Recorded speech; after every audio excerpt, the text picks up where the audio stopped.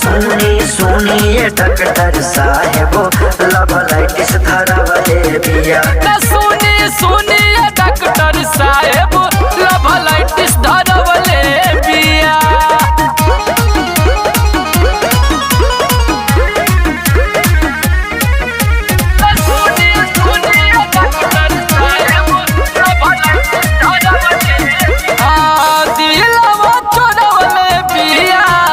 कनखी चला के चैन से सोवतिया हमके जगह के दिलवा चोरवले बिया।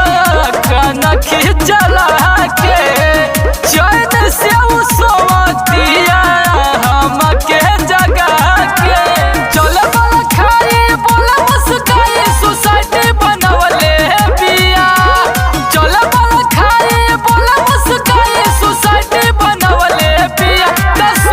सुनिए डॉक्टर साहेब लवलाइटिस धरवले बिया।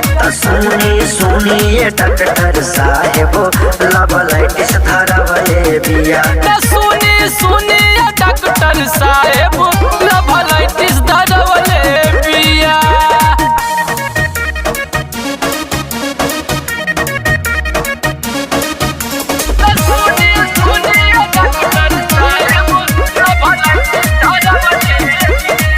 कहले बा खराब जिंदगी धैले बनास के पागल बनवले बिया रिंकू प्रकाश के।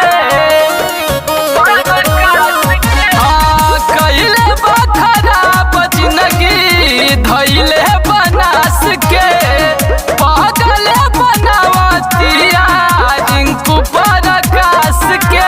दिलवा के बगिया में लगल बगिया कोठी जरवले बिया।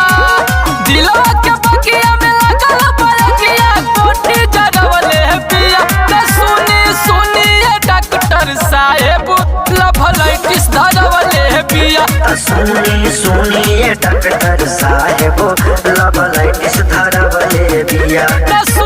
सुनिए डॉक्टर साहेब